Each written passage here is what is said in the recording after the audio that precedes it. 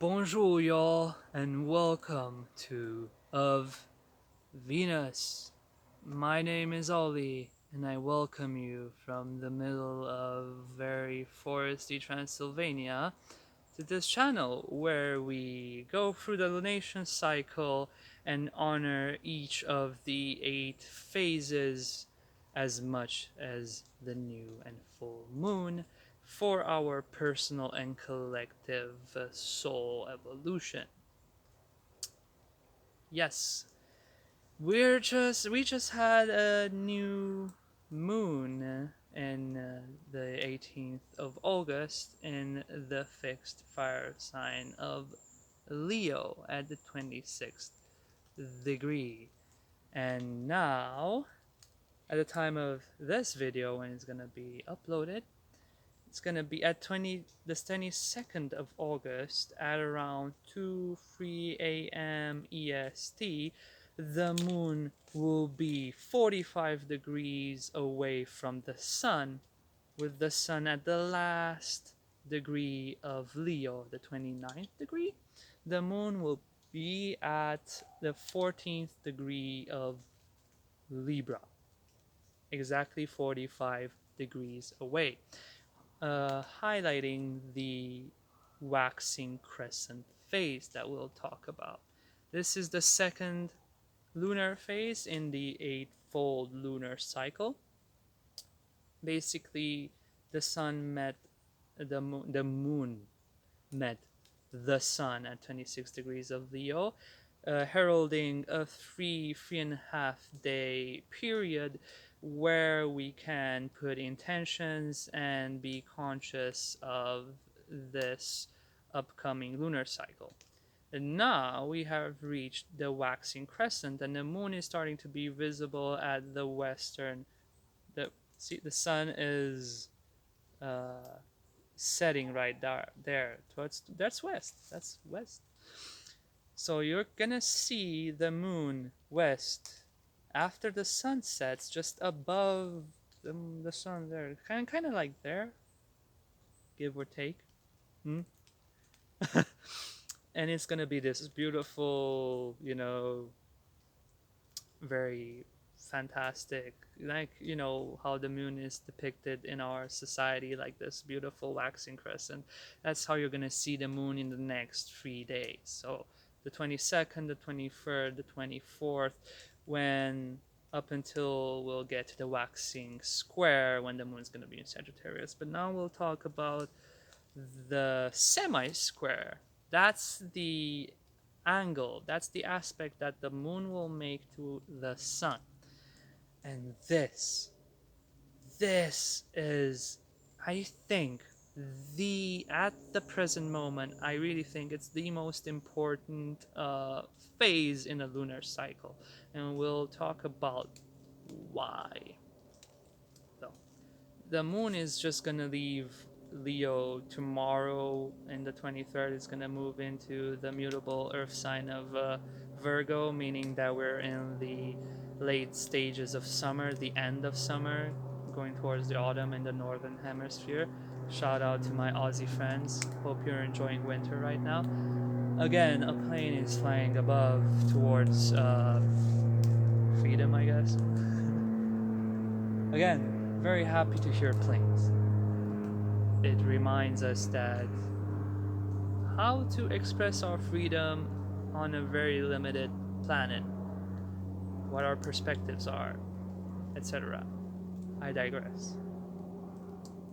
Moon, 29 degrees of Leo. That's an important degree because it is where Regulus, one of the four main fixed stars, is on the ecliptic. So, in ancient and modern astrology, there are four stars that are extremely important, and they represent the four elements, the four fixed signs of every season. Aldebaran, which is fixed Earth, Taurus, spring. Regulus, which is fixed fire, Leo, summer. Antares, which is Scorpio, fixed water, autumn. and formal halt, which is Aquarius, fixed air, winter. These are the spokes of the wheel, shall we say. And they're really, these stars are prominent in all cultures throughout the globe in all timelines. They really embody the characteristics and attributes of the fixed signs that they herald. So now Regulus is exactly at 0 degrees of Virgo, so the attributes of regality, originality, authenticity, authority, creative potential, creative sexual energy it pertains to has shifted towards more Virgo qualities of selfless service. But we're still talking about it in a very Leo framework. So Sun is going to be there, so it's going to be a conjunction between Regulus and Sun, which is an important day through the calendar year. We're much more conscious of Regulus's own archetypal influence in our own personal and collective lives. And we'll have the moon at the 14th degree of Libra, which the middle of Libra is a very interesting degree. The 15th degree is a part, it starts a part of the sky that is called the River of Souls, which is basically in all cultures like the river Styx. Well, energies pass of the living pass through, meets the psychopomps and pass through other realms and become ancestors, become the dead, transcendence from 15 of Libra, 15 of Scorpio. But what this highlights, this moon talking to sun, is basically evolve or die. Not to be very morbid or anything. What is a semi-square? That's an important thing. It is the is in of the nature of Mercury. Each aspect, each degree has an attribute of a ruling planet. Conjunctions, think of moon and sun, and 14th degree is semi-square, half of a square, 45 degrees, 90 degrees. That's Mercury, 60 degrees Venus, 90 degrees Mars, 120 degrees Jupiter, 180 degrees Saturn. So we are in this mercurial phase of the moon. And basically, what people do after they cast their intentions, and yes, it's important to cast the intention but not hold too tight on it, let it go like smoke into the ether for it to manifest, to concretize it, to trust the process of divinity and nature, to nurture your aspirations.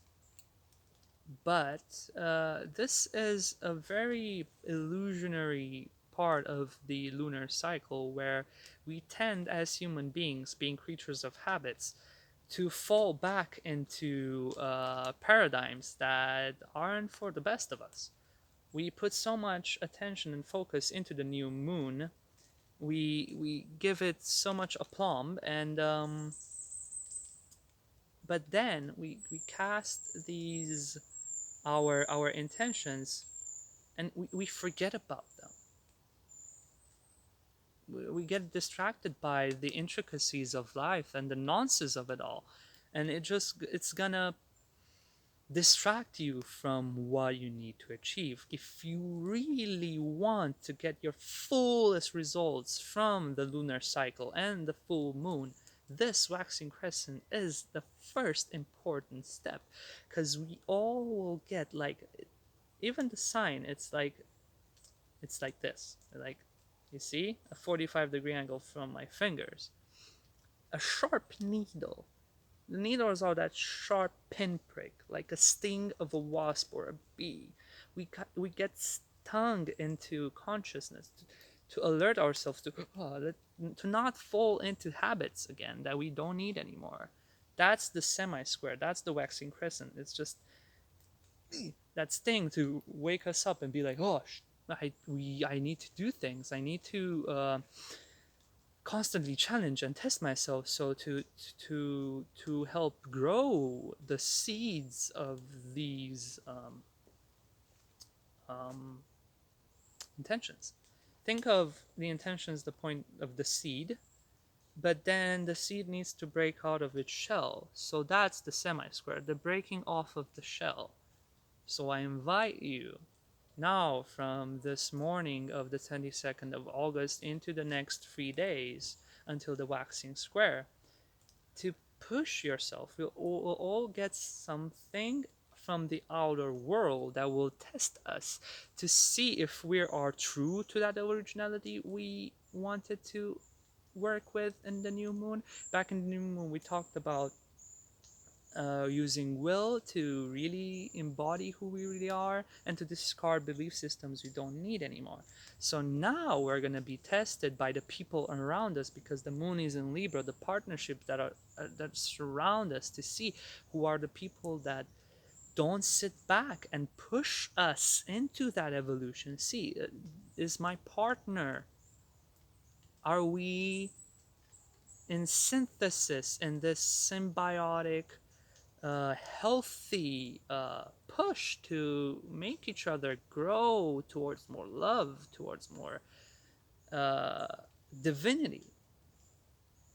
It's the relationship around us, friends, family, co-workers, partnership, business, everything around us. Are these people really trying to get out of their own habits, to really move away from things that inhibit their own self expression?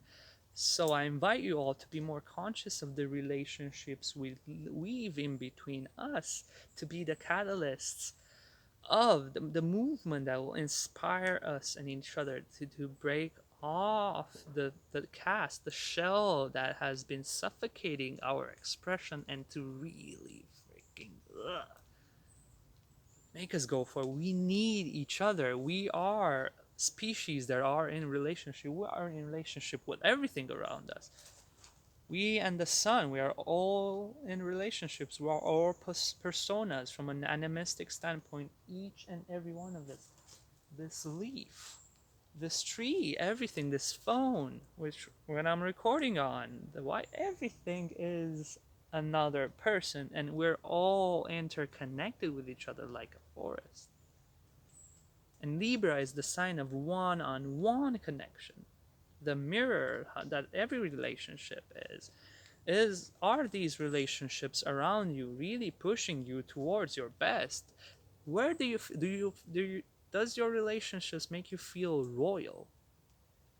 Who are the people that make you feel like a king or a queen? And both. Who are these people? Do you have them? Give them love, give them attention, give them your commitment, give them your whole life. Honor them by being of selfless service to them, using that Regulus energy that now is in Virgo to really honor all these relationships in all manners of spectrum of love. Yeah? Libra, Leo. And then that's the print prank, the semi-square that leads into the sextile the next day when the moon is more fuller, that it's more chunky crescent. And that's the sextile, that's the opportunity, the silent opportunity that these relationships will help us push ourselves further into service. We're gonna have 60 degrees between sun and uh, moon, and that is the sign of Venus, the very same sign that this semi-square will be in, Libra. The opportunities that these types of relationships that make us be the kings and queens we deserve to be in, that this is true partnership. I invite you all to challenge yourself, challenge the people around you, see who is the ones that really progress through their habits, that don't just stand in stagnant stillness, but work in both positive and negative, right? That's true Regulus Leo, honoring light by letting it go towards night, honoring both death and life, death, and birth, honoring both of them. So don't sit on your laurels on this new moon, but use the alchemy of Mercury to see both, and not it's gonna be a subtle test. It's gonna be hidden. It's gonna be underneath it all, as well as the opportunity that will come from it. And it can go in front of you like a flash, and you cannot be aware of it. It's really a time to be really conscious, aware, like sharp. Like the moon is gonna be on the sky, right? Like I saw, there's the sun. It's gonna be moon. It's gonna be there. It's gonna be a sting, a sharp sting. Like, yeah, this is the time to actualize, so that we will be our fullest through this lunar cycle. Bikes. Yes, that is my message. So these 3 days, 22nd, 23rd, 24th, be more conscious so we can all get to all of the gifts this lunar cycle can pertain to. So thank you all for joining me here in beautiful wooded Transylvania. You can find me and follow me on Instagram at of_Venus until other goodies and other things are being set up. You can find me there, read my writings, as well as reach out and book readings for you to how to help integrate polarity, work with animism, how it pertains to our own cycles of time. And yeah, follow me there, reach out, meet me. Cheers. And yeah, honor both life, love, and death. Celebrate uh, all aspects of creation and own your freedom. I have been Ollie, and this is of Drone, and I wish you my purple best. Cheers.